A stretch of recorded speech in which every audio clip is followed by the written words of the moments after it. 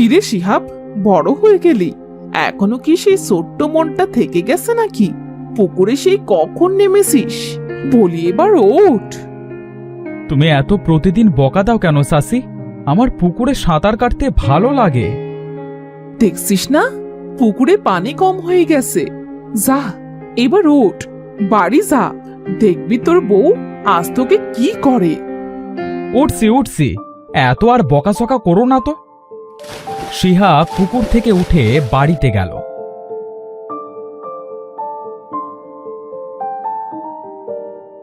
বাড়ি গিয়ে দেখল বউ তো ভারী রেগে আগুন হয়ে বসে আছে। বলি বাড়িতে কি করতে এসেছো? যাও পুকুরে গিয়ে সাঁতার কাটোগে।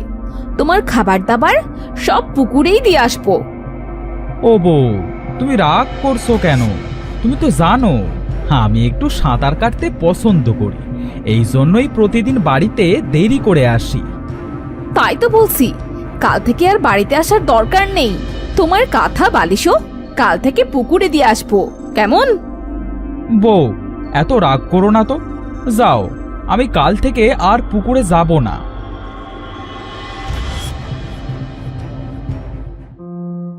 শিহাব বউয়ের উপরে অভিমান করে ঘরে গিয়ে শুয়ে পড়ল আর নিজে নিজে বলতে লাগলো, সেই ছোট্ট থেকে পুকুরে গোসল করবার জন্য মানুষের কাছে বকা শুনি। আমার যদি একটা পুকুর থাকতো তাহলে আমি ইচ্ছে মতো গোসল করতাম, কারোর কথা শুনতে হতো না।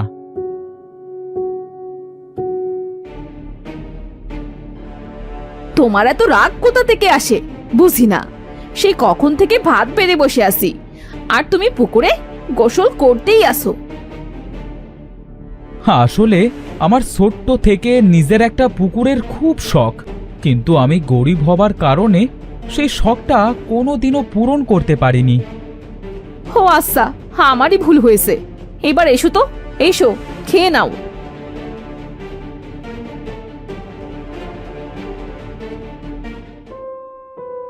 বউ, হ্যাঁ আমি ভেবেছি নিজের একটা পুকুর বানাবো, কিন্তু কিভাবে যে বানাবো তাই ভেবে পাচ্ছি না। তুমি কি পাগল হয়ে গেছো? আমাদের তো ভিটে বাড়ি ছাড়া আর কোনো জমি নেই, তাহলে তুমি কিভাবে পুকুর কাটবে? ভেবেই যখন নিয়েছি তখন কেটেই ছাড়বো। দেখি কোথায় কাটা যায়, একটু ভাবতে হবে। সেদিন রাতে শিহাব পুকুরের কথা ভেবে এপাশ ওপাশ করতে করতে ঘুমিয়ে পড়ল।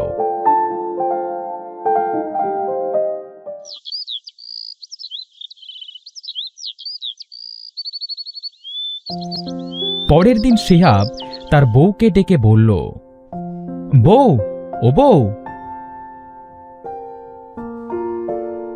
আমি মাঠে গেলাম, তুমি মাঠে আমার জন্য খাবার নিয়ে যেও, কেমন? বাড়িতে আজ অনেক কাজ পড়ে আছে, তুমি খাবারটা খেয়ে গেলে ভালো হতো। না, সময় নেই, এরপর রোদ চড়ে গেলে আমি আর মাঠে কাজ করতে পারবো না।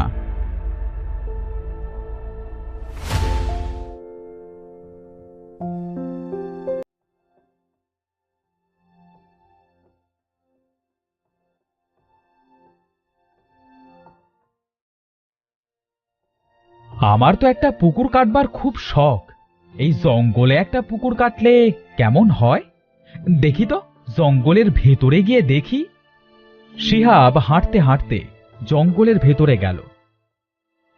জঙ্গলের ভেতরে গিয়ে সে দেখল খুব সুন্দর একটা ফাঁকা জায়গা পড়ে আছে। বাহ, পুকুর কাটবার জন্য এটাই সুন্দর জায়গা। এই জায়গায় পুকুর কাটবো আর ওইখানে একটা ঘর বানাবো। আমি আজই এখানে পুকুর কেটে তারপরে ঘর বানাবো। যাই, গিয়ে বউকে বলি, দেখি সে কি বলে। শিহাব জঙ্গলের ভেতর থেকে বাড়ি চলে আসলো। বাড়ি এসে জঙ্গলের কথা তার বউকে সব বলল। তার বউ সব শুনে বলল, সত্যি বলছো? এমন হলে তো খুব ভালো হয়। তাহলে চলো আমরা আজই জঙ্গলের ভেতরে ছোট্ট দেখে একটা পুকুর কাটবো। তাই চলো, দুখানা কোদাল নাও বউ, আর ঘর বানানোর জন্য কিছু জিনিস।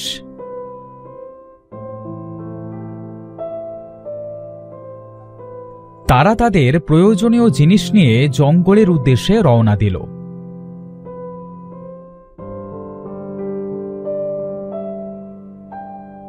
তারা দুজন যেতে যেতে জঙ্গলের ভেতরের পথে একটা হাতি শুয়ে চিৎকার করতে লাগলো। কেউ আসো আশেপাশে, দয়া করে আমার এই পায়ের কাঁটাগুলো সারিয়ে দাও, আমি সে হাঁটতে পারছি না। হোগো, ওই দেখো, একটা হাতি মনে হয় বিপদে পড়েছে। চলো তো গিয়ে দেখি। এই হাতি, এইভাবে শুয়ে আছো কেন? কি হয়েছে তোমার? আর বলো না ভাই, আমার পায়ে কাঁটা ফুটেছে। কাল থেকে এখানেই পড়ে আসি, কিন্তু কেউ আমাকে সাহায্য করেনি। দয়া করে তোমরা যদি আমাকে একটু সাহায্য করতে তবে খুব ভালো হতো। ওগো, হাতিটা মনে হয় খুব কষ্ট পাচ্ছে।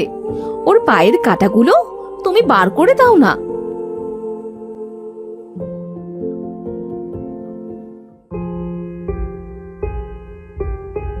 তা ভাই হাতি, তুমি তো দেখছি আমাদের মতো কথা বলতে পারো। তা কিভাবে কথা বলছো শুনি? ভাই, এটা ডাইনি বুড়ির এলাকা। এই ডাইনি বুড়ির এলাকায় যে প্রাণী আসে তার মুখে মানুষের মতো বুলি ফোটে। উমা, তাই নাকি? ওই ডাইনি বুড়ি বুঝি তোমার এলাকায় জাদু করে রেখেছে? হ্যাঁ, সে যেন সহজেই সব প্রাণীর কথা বুঝতে পারে, তাই সে এই জাদু করে রেখেছে। কিন্তু শুনেছি বুড়িটা নাকি মাটির নিচে বন্দি আছে। তাই নাকি? তাহলে তো আর আমাদের কোনো ভয় নেই। নাও, এবার তুমি হাঁটতে পারো। তোমার পায়ের সব কাঁটা বার করে দিয়েছি। ভাই, তোমরা এই জঙ্গলে কি করতে এসেছো? আমার খুব শখ নিজের একটা পুকুর থাকবে, তাই এই জঙ্গলে পুকুর কাটতে এসেছি, আর তার পাশে একটা ঘর বানাবো, বুঝলে? ও, তাই নাকি? হে, তাহলে তো খুব ভালো হবে। এই বনের পশু পাখিদের পানির খুব অভাব। চলো, তাহলে আমিও তোমাদের সাথে সাহায্য করে দিব। হোগো, তাহলে তো খুব ভালো হবে। চলো, আমরা তাহলে আজই পুকুর কেটে ফেলবো। হ্যাঁ, চলো, আমি তোমাদের পানির ব্যবস্থা করে দেব। তারা সবাই সেই ফাঁকা জায়গায় গেল। সেখানে গিয়ে তারা ছোট্ট করে একটা পুকুর খনন এবং ঘরটা করে ফেলল। শিহাব পুকুরটা করে তো খুব খুশি হলো। অবশেষে আমার পুকুর কাটবার ইচ্ছেটা পূর্ণ হলো। ভাই হাতি, এবার তুমি আমাদের পানির একটা ব্যবস্থা করে দাও। হ্যাঁ হ্যাঁ, তোমরা এখানে দাঁড়াও। ওই পাশে একটা ঝর্ণা আছে, আমি মুখে করে পানি এনে তোমার পুকুরে দিয়ে দেব। হাতি এই কথা বলে সেই ঝর্ণার কাছে গেল।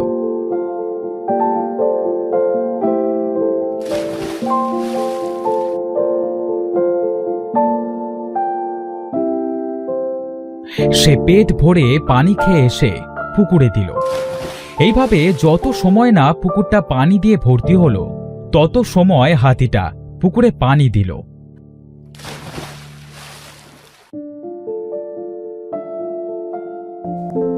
অবশেষে পুকুরে অনেক পানি হলো।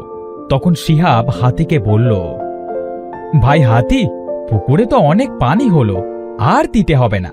তোমাকে অনেক ধন্যবাদ হাতি ভাই, তোমার ঋণ আমি কোনোদিনও শোধ করতে পারবো না। ঋণ শোধ করতে হবে না।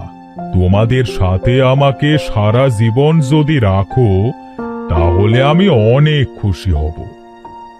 খুব ভালো হবে। হ্যাঁ, তোমার কথা শুনে আমি অনেক খুশি হলাম। এবার চলো, আমরা সবাই একসাথে গোসল করে নিব। সেদিন তারা পুকুরে একসাথে গোসল করল। শিহাবের তো নিজের পুকুরে গোসল করবার শখটা শেষকালে পূর্ণ হলো। সে পুকুরে অনেক সময় ঝাঁপিয়ে গোসল করলো। হোগো, এবার চলো, আর গোসল করতে হবে না, আমার যে খুব খিদে পেয়েছে। হ্যাঁ হ্যাঁ, চলো চলো, এবার ওঠা যাক। তারা পুকুর থেকে উঠে খেয়ে দিয়ে লম্বা একটা ঘুম দিল।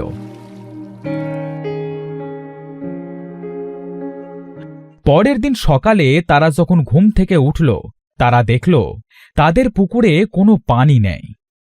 এটা কি হলো? আমার পুকুরের পানি সব কোথায় গেল? হোগো, ওই দেখো, পুকুরের মাঝে কত বড় ফাটল ধরেছে। নিশ্চয়ই পুকুরের সব পানি ওই ফাটলের ভেতর দিয়ে কেউ নিয়ে নিয়েছে।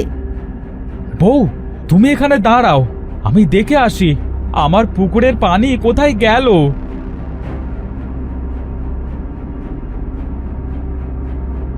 শিহাব হাঁটতে হাঁটতে পুকুরের ফাটলের ভেতরে নেমে পড়ল। সে দেখল ফাটলের ভেতরে একটা সুড়ঙ্গ পথ। সে সেই পথ দিয়ে মাটির নিচে একটা প্রাসাদে পৌঁছালো। দেখল সেখানে একটা বুড়ি যজ্ঞ করছে। কে তুমি? আমার এত শখের পুকুরের পানি সব নিয়ে নিয়েছো? আমি ডাইনি বুড়ি। হ্যাঁ, তোর পুকুরের পানি আমি নিয়েছি রে। এই 100 বছর ধরে পানির জন্যই আমি যজ্ঞটা করতে পারছিলাম না। তোর এই পুকুরের পানি দিয়ে আজ আমি যজ্ঞটা সম্পন্ন করলাম। মানে কি বলতে চাইছো তুমি? না, তোর ভয় পাবার কোনো দরকার নেই। আমি তোর কোনো ক্ষতি করব না। তোর জন্যে আমি এই যজ্ঞটা করতে পেরে আজ মুক্ত হতে পেরেছি। তাই তোর পুকুরের পানি আমি আবার ফিরিয়ে দেব। খুব খুশি হলাম ডাইনি বুড়ি, কারণ এই পুকুরটা আমি অনেক কষ্টে করেছি। এটা আমার খুব শখের পুকুর। সেটা আমি জানি। চল এবার ওপরে চল, আমি তোর পুকুরে আবার পানি দিয়ে দেব।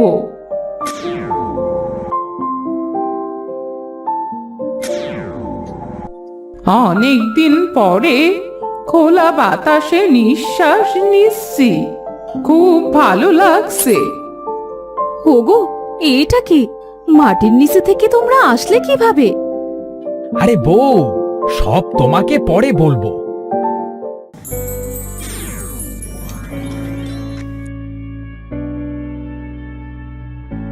নে, তোর পুকুরে অনেক পানি দিয়ে দিলাম।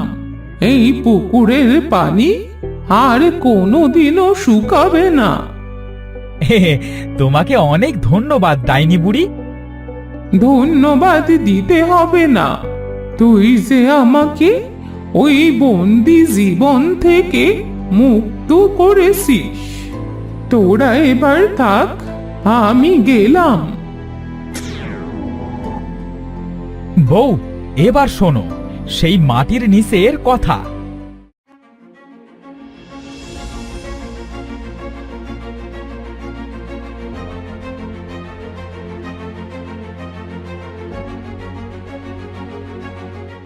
ও মা, তাই নাকি? সাক, বুড়িটাও বাঁচলো আর আমাদেরও বাঁচালো। হ্যাঁ বউ, ঠিকই বলেছ। এবার চলো ঘরে ফেরা যাক। এভাবে কৃষকের পুকুরের শখটা পূর্ণ হলো। এরপর তারা সারা জীবন সেই জঙ্গলে সুখে শান্তিতে বসবাস করতে লাগলো।